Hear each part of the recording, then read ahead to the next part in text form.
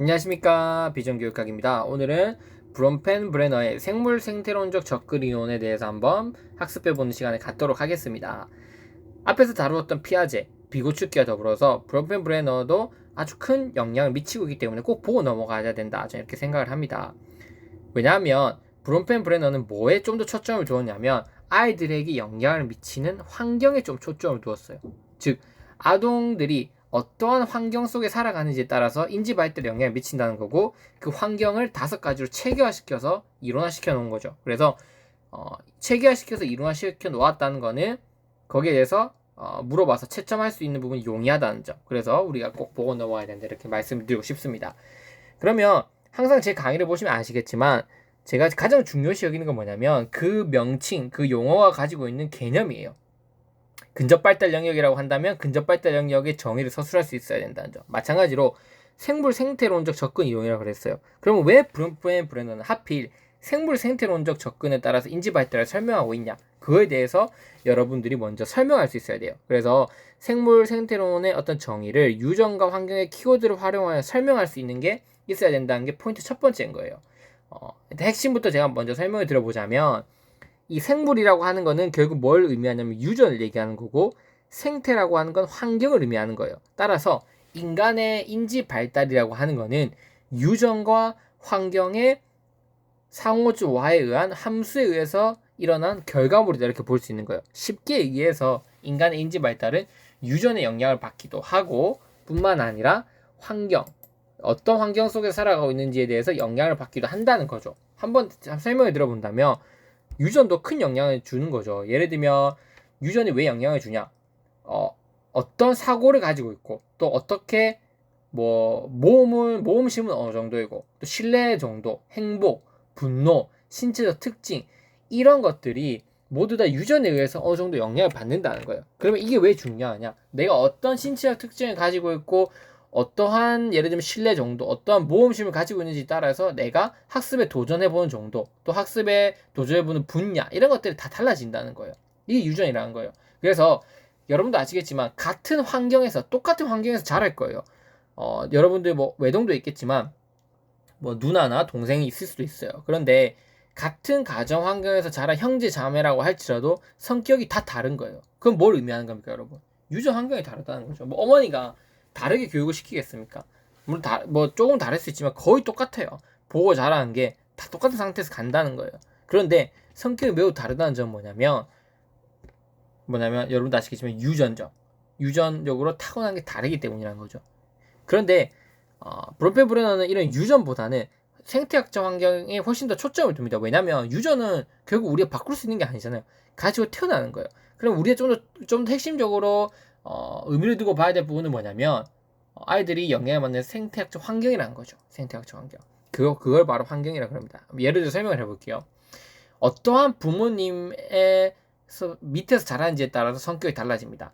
어떠한 학교를 다니는지에 따라서 성격이 달라집니다. 또 부모님의 직장이 어떤 건지에 따라서 성격이 달라질 수 있어요. 인지 발달 정도나 뿐만 아니라 사회, 내가 살아가고 있는 국가가 어떠한지에 따라서 나 인지 발달, 내가 사고하는 방식, 이런 것도 다 달라질 수 있다는 거예요. 그게 브롬펜 브레너는 그걸 통틀어서 환경이라고 총칭하고 있는 겁니다. 예를 들면 부모님이 권위 있는 유형이 있을 수 있어요. 예를 들면 권위 있다고 이렇게 나쁜 게 아니에요. 어떤 거냐면 세심하고 부모님이 아이들에게 확고하게 무언가를 가르쳐줘요. 하지만 억압적으로 하는 건 아니라 뭔가 배려하고 그걸 해야 되는 규칙을 잘 설명하고 일관성 있게 적용시키는 유형의 부모님이라면, 이러한 부모님의 밑에서 자란 아동은 대체적으로 봅니다. 자존감이 높고 또 안정적이고 도전적인 성격을 가지고 있는 확률이 높아요. 근데 반대로 권위 있는 유형이 아니라 부모님이 권위주의적인 유형일 수도 있어요.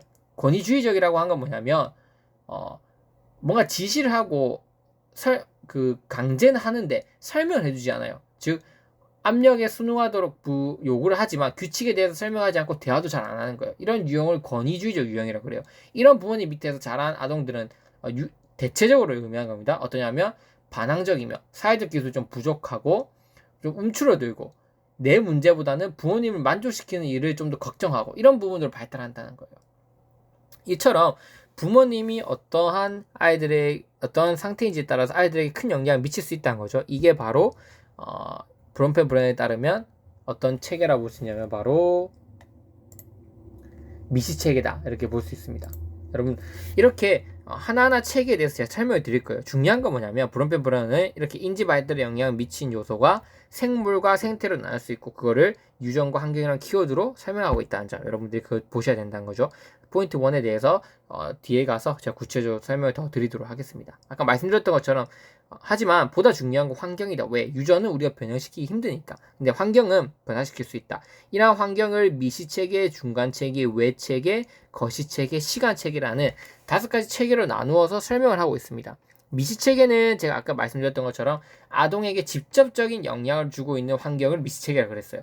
중간체계는 뭐냐면 이러한 미시체계의 연합을 중간체계라고 그랬어요. 즉 아동에게 직접적으로 영향을 주고 있는 체계는 어머님만 있는 게 아니에요. 어머니뿐만 아니라 학교도 직접적인 영향을 주고 있는 체계가 될 수 있겠죠. 학교, 그러니까 선생님, 또래, 부모님 이런 것들이 아동이 직접적으로 영향을 받는 체계들이에요. 그러면 중간 체계는 이러한 체계의 연합이 중간 체계예요. 즉 부모님이 선생님과 얼마나 소통을 하느냐에 따라서 인지 발달이 달라지는 거예요. 즉 그냥 부모님이 집에서 하는 가정 환경도 중요할 거고 학교에서 하는 수업도 중요하겠지만 부모님이 그 학교 선생님과 얼마나 교류를 하는지에 따라서 아이들의 인지 발달에 미치는 영향이 달라진다. 고 볼 수 있겠죠. 그게 바로 중간 체계입니다. 외 체계는 부모님이 가지고 있는 어떠한 직장의 어떤 상태, 예를 들어 부모님이 직장에서 휴가를 많이 쓸 수 있냐 없냐 이것도 중요한 겁니다. 왜? 부모님이 눈치를 보지 않고 자기 직장 내에서 자기 어떤 뭐 휴직을 쓸 수 있냐 아동을 위해서. 그러면 아동을 위해서 좀 더 많은 시간을 할애해 줄 수 있겠죠. 어떤 직장을 다니고 있는지 또 우리가 어떤 사회적 환경 속에 살아가고 있는지에 따라서 즉 외체계는 미시체계에 영향을 미치는 체계다 이렇게 볼 수 있어요. 즉 쉽게 말해서 외체계는 아동에게 직접적인 영향을 미치진 않지만 아동에게 직접적으로 영향을 미치고 있는 미시체계에 영향을 미치는 체계라고 볼 수 있는 거예요. 그걸 외체계라고 그러는 거예요.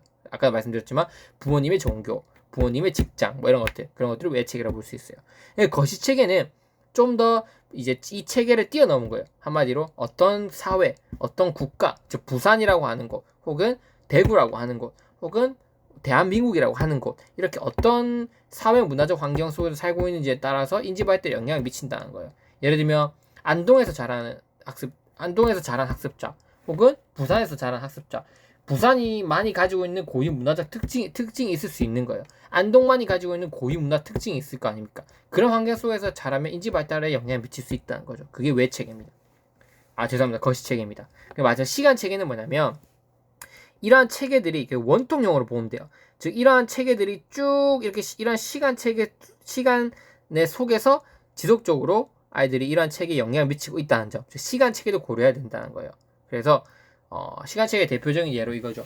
부모님이 이혼을 했다는 거. 이거는 예를 들면 아이들에게 큰 영향을 미치는 미시체계로 볼 수 있겠죠. 근데 이게 아이들이 어떤 시간 속에서 일어나는지에 따라서 또 큰 영향을 미칠 수 있다는 거예요. 이게 초등학교 때 이혼을 했냐, 중학교 때 했냐, 고등학교 때 했냐, 대학생 때 했냐, 즉 어떠한 시기에 이러한 영향력이 발생했는지에 따라서 인지 발달에도 영향을 미친다는 거예요. 그게 바로 시간 체계라 이렇게 볼 수 있어요. 뭐 이외에도 다양한 예시들이 있을 텐데 그것들에 대해서 하나하나 제가 구체적으로 요약하고 설명해 드린 강의를 뒤에서 하도록 하겠습니다. 자, 세 번째 포인트는 뭐냐? 그래서 여러분들이 이렇게 유전과 환경을 바탕으로 생물 생태론적 정의를 서술할 수 있어야 되고, 그리고 이러한 5가지 체계를 예시를 들어서 설명할 수 있어야 되고, 마지막으로 생물 생태학적 발달 이론이 미치는 교육적 시사점을 교육 목표, 교수학습 방법, 교육 평가 측면에서 적절한 예시를 한 가지씩 들어서 설명할 수 있어야 돼요.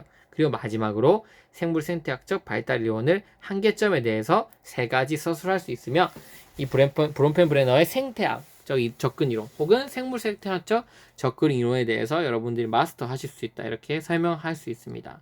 그래서 저와 함께 강의를 듣고 이 4가지 교육 키워드 목표에 대해서 완벽하게 서술하실 수 있도록 제가 도와드리도록 하겠습니다. 자, 첫 번째 포인트를 설명하기 위해서 유전과 환경에 대해 조화를 이루는 점에 대해서 설명 들어보도록 하겠습니다. 네, 감사합니다.